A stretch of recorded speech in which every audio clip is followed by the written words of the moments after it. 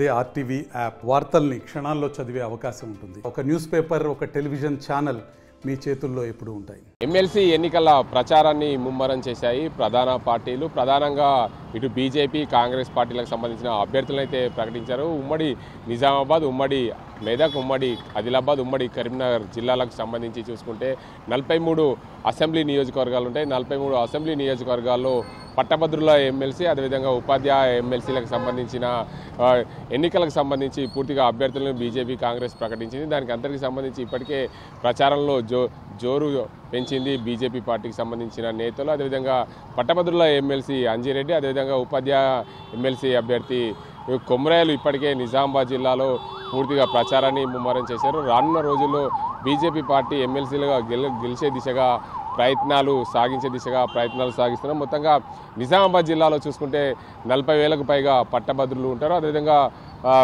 4,000కు పైగా ఉపాధ్యాయ ఓట్లు ఉంటాయి. ఈ రెండుకి సంబంధించి ఎన్నికలు జరుగుతున్న నేపథ్యంలో ఇటు ఈ 4 ఉమ్మడి జిల్లాల్లో పూర్తిగా 7 మంది బీజేపీ అభ్యర్థులు ఎమ్మెల్యేలుగా గెలుపొందిన పరిస్థితి. 4 ఎంపీలు ఉన్నారు. ఇటు నిజామాబాద్ జిల్లా ఎంపీగా ధర్మపురి అరవింద్, అదేవిధంగా మెదక్ జిల్లా ఎంపీగా రఘునందన్ రావు, ఆదిలాబాద్ ఎంపీగా నగేష్, అదేవిధంగా కరీంనగర్ ఎంపీగా బండి సంజయ్లు కొనసాగుతున్న నేపథ్యంలో 4 జిల్లాలు ప్రధానంగా బీజేపీ పార్టీ ప్రధానంగా తీసుకున్న అంశాన్ని ప్రతిష్టాత్మకంగా తీసుకుంది. దీనికి అందరికీ సంబంధించి చూసుకుంటే ఉమ్మడి జిల్లాల్లో ఏదైతే ఎన్నికలు జరుగుతున్నాయో ప్రధానంగా పట్టభద్రులు, అదేవిధంగా ఉపాధ్యాయ ఎమ్మెల్సీలకు సంబంధించి చూసుకుంటే మొత్తంగా ఉపాధ్యాయ ఎమ్మెల్సీలకు సంబంధించి చూసుకుంటే బీజేపీ పార్టీ కొమ్రాయను ప్రకటించింది. కాంగ్రెస్ పార్టీ ఇప్పటికీ ఉపాధ్యాయ ఎమ్మెల్సీకి సంబంధించిన అభ్యర్థిని అయితే ప్రకటించలేదు. బీఆర్ఎస్ పార్టీ అయితే ఇప్పటికీ ఏ అభ్యర్థిని కూడా ఖరారు చేయలేదు. ఇప్పటికే బీఆర్ఎస్ పార్టీ అభ్యర్థుల ఎంపికలో ఇంకా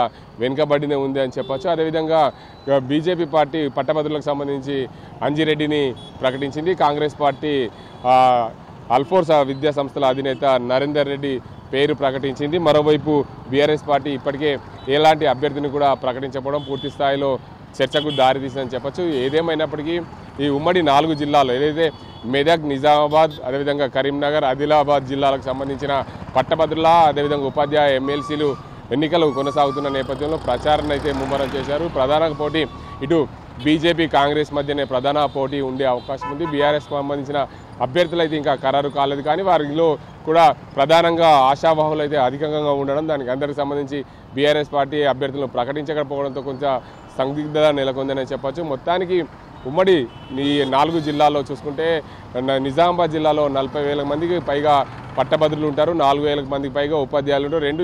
ఈ నిజామాబాద్ జిల్లాలో పూర్తిగా ఎమ్మెల్సీ ఎన్నికలకు సంబంధించి బీజేపీ పార్టీ ఇప్పటికే కార్యకర్తల సమావేశం ఏర్పాటు చేసుకుంది. పట్టభద్రులు, అదేవిధంగా ఉపాధ్యాయ ఎమ్మెల్సీలతో ఇండివిజువల్గా కలుస్తూ వారిని ప్రచారాన్ని ముందుకు సాగిస్తూ తమని గెలిపించాలని కోరుతున్న పరిస్థితి. ఏదేమైనప్పటికీ ఇటు ఆదిలాబాద్, అదేవిధంగా నిజామాబాద్, మెదక్, కరీంనగర్ ఉమ్మడి జిల్లాల ఎమ్మెల్సీల పట్టభద్రులకు సంబంధించి ప్రచారాన్ని అయితే ప్రధాన పార్టీలు ముమ్మరం చేశాయని చెప్పవచ్చు. ఇది ఇక్కడ పరిస్థితి. కెమెరా అజీంతో గంగారెడ్డి, ఆర్టీవీ, నిజామాబాద్. మరిన్ని వీడియోస్ కోసం ఛానల్ ని సబ్స్క్రైబ్ చేయండి. లేటెస్ట్ అప్డేట్స్ కోసం వాట్సాప్ ఛానల్ ని ఫాలో చేయండి. అండ్ లింక్ డిస్క్రిప్షన్ లో ఉంది.